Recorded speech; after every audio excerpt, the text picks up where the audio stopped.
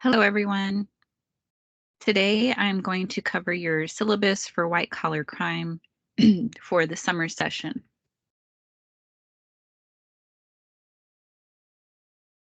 First off, my name is Dr. Allison Fernandez. If you need to reach me throughout the course, the best way to do so is via email.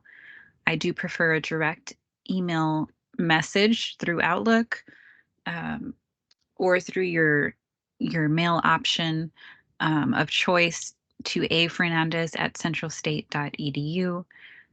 So messaging me directly to that email address is best rather than using the D2L platform. You can still do that and you can send me a message on there, but I just might not see it as quickly as a direct email.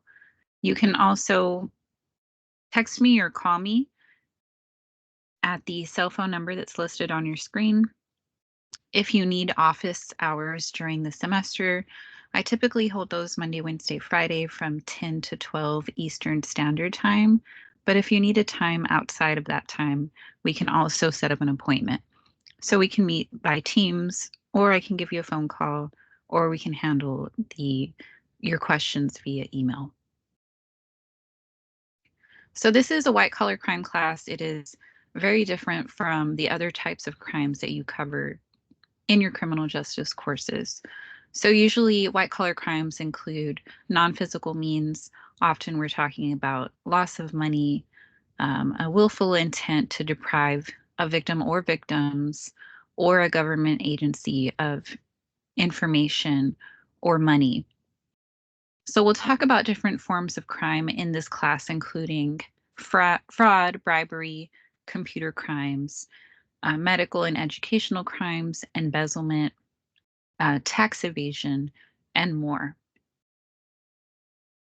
Your required text for this class is Trusted Criminals. So that is available within D2L.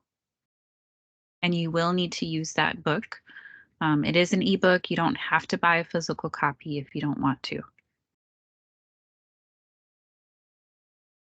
So in this class, you should be able to, by the end of the class, be able to describe, analyze, and assess the social impacts of white-collar crime offenses. Secondly, you should be able to describe and assess the responsibilities, powers, and activities of various agencies that have jurisdiction over these crimes. And last, you need to describe and discuss the various types of white-collar crimes that I mentioned earlier. I will say before I cover the exact details of the class that if there is an amendment to the syllabus, that is a possibility, but I will make any amendments to your favor. I will not change anything that will negatively impact your score. So if there's any type of error that you need to bring to my attention, feel free to do so, and I'll correct that as soon as possible.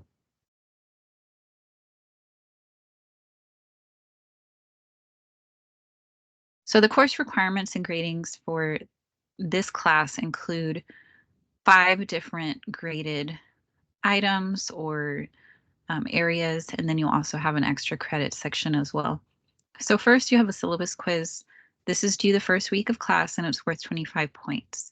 You will be able to take that twice and your highest attempt will be kept. Secondly, there are chapter quizzes.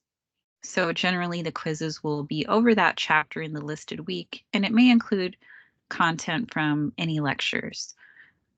You have 60 minutes to complete these quizzes, and you will not be able to move back and forth during the quiz. Questions are displayed one at a time. So you have 8 chapter quizzes, but one of your quiz grades are dropped. So you'll end up with a total of 7 quizzes that count toward your score for a total of 700 points. So quizzes could be short answer, multiple choice, true and false, and so on. And you'll see more details on D2L. Third, you'll have an introduction discussion. So that's due the first week of class as well. It's worth 50 points. And you'll have to complete your post and also 2 peer replies. So if you skip the peer replies, you do not receive any credit for any of your discussions, including the chapter discussions. Importantly to note is that you must post before you see any post on the forum. I do take academic integrity very seriously, so this is to reduce the possibility of anyone sharing or copying any answers.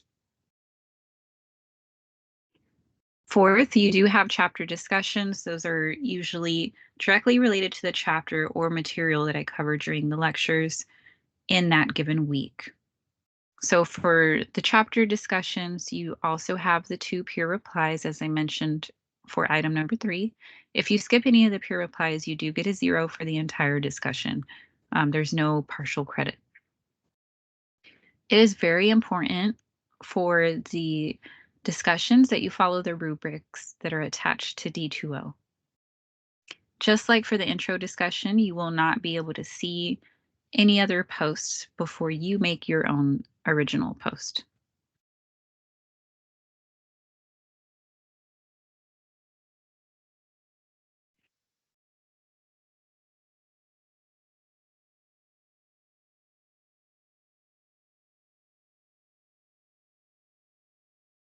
Fifth, you will have reading notes that are due for each chapter that you read, and I will provide a template and a rubric for you.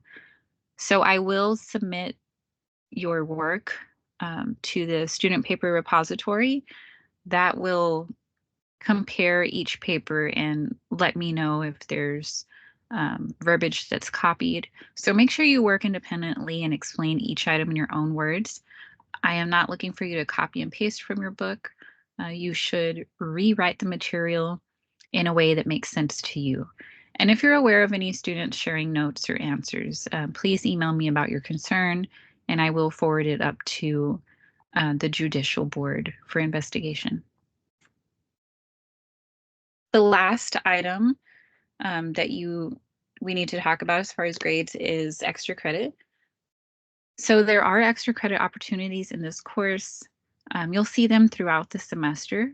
So make sure that you stick to the due dates. Once the due dates are passed, I do not extend those due dates because they're given to you in advance. So make sure to complete that. I do encourage you to complete it, even if you don't think you'll need it in the end, because you won't be able to go back and be afforded that opportunity.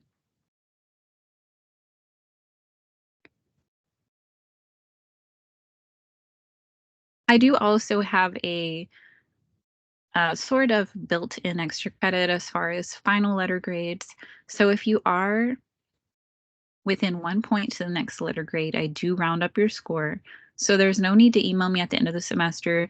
If you have an 89.0 or higher, that's rounded to a 90. So if you're within 1 point, you'll automatically be bumped up. You can email me to confirm that you're being rounded up, but past that, grades aren't rounded up. So if you're at 88.9, that is not going to be rounded up.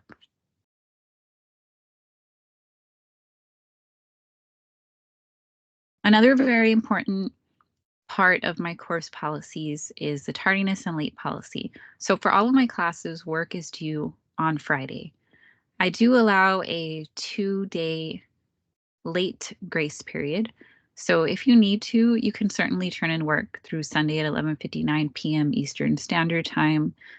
Past that, I do not accept any late work unless the university contacts me directly and gives me your documentation.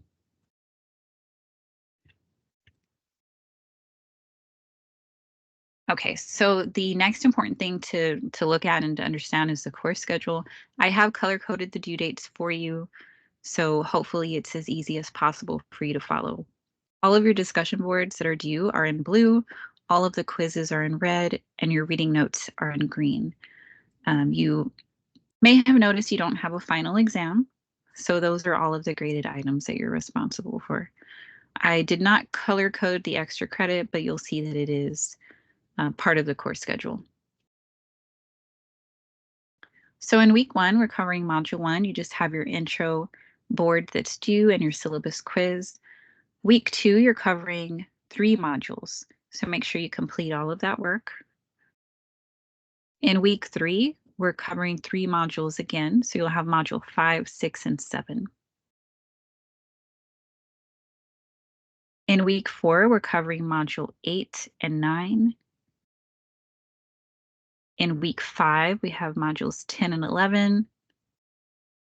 Week 6 is module 12 and 13.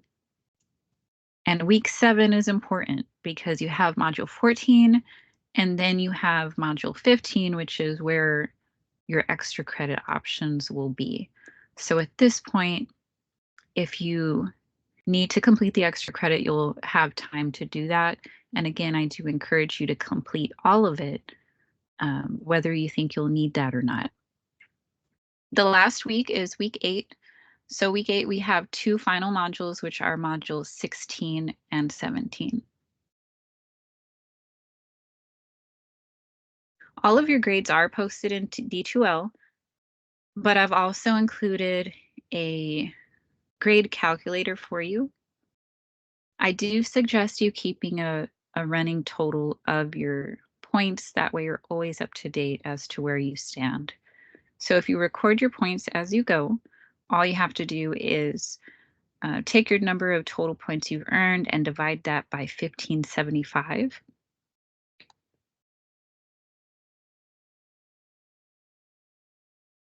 And that'll tell you how many points you have in the class. So for example, if you have 1,400 points that you've earned out of 1575, that'll put you at a 0.88. Just move the decimal over twice and you'll see you have an 88.88. So that's how you calculate your points. It'll also be in D2L, but sometimes it's easier to keep track of it yourself, and it gives you a little bit more of an idea of how many points you may need to score to get to the next letter grade. So if you have any questions about any of the syllabus or what we're going to cover this semester, please email me. Again, my email is on the screen and I've highlighted it for you.